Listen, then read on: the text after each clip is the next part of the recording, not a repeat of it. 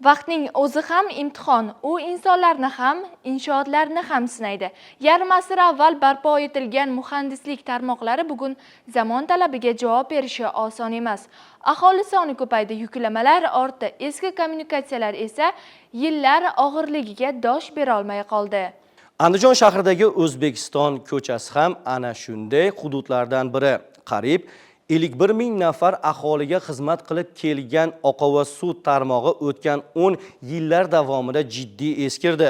Ayniqsa magistral quvurlarning yemirilishi oqibatida bir nechta nuqtada sizib chiqish holatlari kuzatilib, nafaqat kommunal tizim, balki ekologik va sanitariya holati uchun ham xavf tug'dira boshladi. Xalqimizda eskini o'nglaguncha esing ketadi degan naql bor. Ayrim holatlarda esa eski tizimni qayta ta'mirlashdan ko'ra uni zamonaviy talablar asosida yangidan barpo etish ko'proq samara beradi. Shu maqsadda davlatimiz rahbarining topshirig'i bilan loyiha uchun 100 milliard so'm mablag' ajratildi. Bu esa 35 mingdan ortiq aholi istiqomat qiladigan O'zbekiston ko'chasida keng ko'lamli qayta qurilish ishlari boshlanish imkonini berdi. Bugun hududda qudratli maxsus texnikalar ishlamoqda. Eski quvurlar bosqichma-bosqich demontaj qilinib, ular o'rniga yuqori mustahkamlikka ega uzoq yillar xizmat qiladigan zamonaviy kommunikatsiyalar o'rnatilmoqda. Barcha ishlar puxta ishlab chiqilgan muhandislik loyihasi asosida olib borilmoqda. Bu faqat navbatdagi qurilish emas. Bu shahar infratuzilmasini kelgusi 10 yilliklarga mo'ljallangan holda modernizatsiya qilish, aholi uchun xavfsiz va barqaror kommunal xizmatlarini ta'minlashga qaratilgan muhim qadamdir. Andijon shahrida aholi turmush farovonligini yanada yuksaltirish, kommunal xizmatlar sifatini oshirishga qaratilgan yirik infratuzilma loyihasi amalga oshirilmoqda. Xususan, O'zbekiston ko'chasida joylashgan umumiy uzunligi 816 kilometr bo'lgan markaziy oqova suv kanalizatsiya tarmog'ini to'la rekonstruksiya qilish ishlari boshlandi. Shahrimizda eng katta asosiy ko'chalardan biri bu O'zbekiston ko'chasida juda ko'p eski kommunal tarmoqlar o'tgan. 60 yil yag'ida bu shaharning butun kanalizatsiya tizimi shu yerdan o'tgan. U endi 60 yil ichida yaroqsiz holatga kelgan. Shu sababli mana yaqinda bir 2 oy 3 oy o'tida nosozlik bo'ldi. Nosozlikni ochig'iga suv xodimlari harakat qilishdi, kecha kunduz ishlashdi, lekin u yerni qilsa juda bir nosozlik ko'payib ketdi. Muammolar bartaraf uchun zudlik bilan mablag' ajratildi. Chunki juda bir katta mablag' talab qilgani sababli yangi 1200 ta turbalikda yangi kanalizatsiya tizimi qo'yiladigan bo'ldi. Bularning hammasi bu yurtboshimizning qilayotgan ishlaridan hammasi xursand. 1964 yilda yotkizilgan mazkur quvurlar qariyb 60 yil davomida 51 mingdan ortiq aholiga xizmat qildi. Tabiiyki, vaqt o'tishi bilan tarmoqning eskirishi oqibatida turli avariya holatlari kuzatilib, uni to'liq yangilash zarurati yuzaga keldi.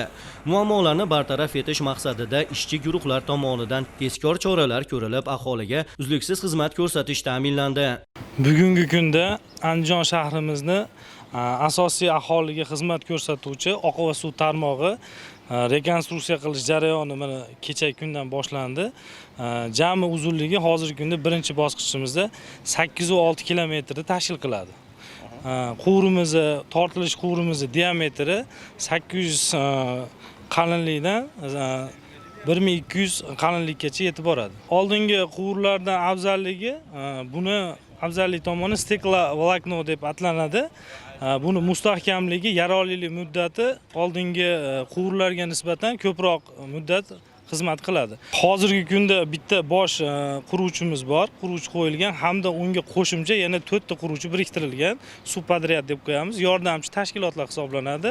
Har biriga joylar belgilangan. Hozirgi kunda texnikalar hozir faoliyatini olib borilyapti.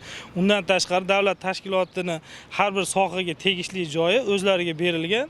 Elektroset hamda o'zimizga mana suv oqova tashkilotlarimiz hammasi hozirgi kunda faoliyat ko'rsatyapti shu yerda. Qurilish davrigacha 51 ming aholi foydalanib kelgan. Bundan qurilish tugagandan so'ng buni hajmi kattalashtirilganligi, sifat yaxshilanganligi sababli 56 ming aholiga xizmat ko'rsatishga mo'ljallanyapti. Endilikda davlatimiz rahbarining alohida e'tibori va tashabbusi bilan ajratilgan qariyb 100 milliard so'm mablag' evaziga ushbu muhim tarmoq tubdan yangilanmoqda. Loyiha doirasida avvaliga 1000 millimetrli quvurlar o'rniga kattaroq o'tkazgichli quvvatga ega zamonaviy quvurlar yotkazilmoqda. Bu esa oqova va suv tizimining ishonchli va uzluksiz ishlashini ta'minlab, mavjud 51 ming nafar aholi bilan bir qatorda yana 5 mingga yaqin fuqaroni ham sifatli kanalizatsiya xizmati bilan qamrab olish imkonini yaratadi. Biz yosh bola edik. Mana 64 ga kirgan bo'lsam, 66-yilda boshlangan ekan. 4 yashar bola edim. Buni muddati yetibdi. Endi yangilamasak, baribir iloji yo'q ekan. Oldin bir 50lik, 100lik turbada o'tgan bo'lsa, endi masalan 150lik katta turbada masshtabini kengaytirilyapti. Nimaki, haligi butun shahardagi oqim kelayotgan oqim bunga sig'may qolyapti haqiqatda. Endi bundan keyingi ob'yomini kattaytirsa, bundan hamma xalq ham, el yurt ham, bu mahalla ko'ylar ham hammamiz xursandmiz. Nimagaki, bu biz uchun qilayotgan narsa. Xalq uchun qilinayotgan narsa uchun hamma xalq xursand bundan. Mana biz Andijonda markaziy ko'chalardan bo'lgan mana suv yangilanyapti. Kanalizatsiya yangilyapti. Xalqimiz bundan juda mamnun. Oldingi eski 60-yillarda qurgan turba edi. Bu haqiqatda muddati o'tib bo'lgan edi.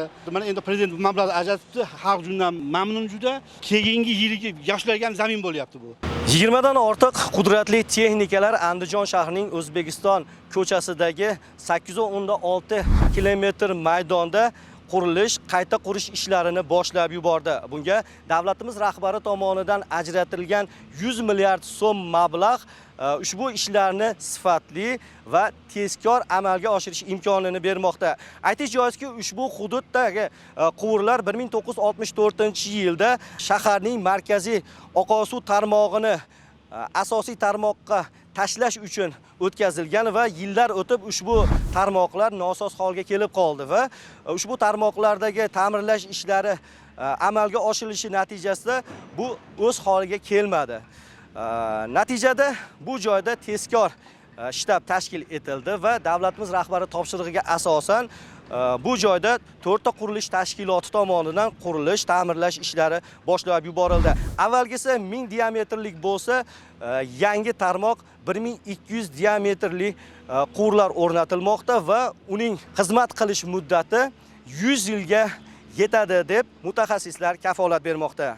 Qurilish ishlariga bir necha yirik pudratchi tashkilotlar jalb etilgan. Loyiha yakunlangach, hududda obodonlashtirish ishlari amalga oshirilib, piyodalar yo'laklari va yashil hududlar ham qayta tiklanadi.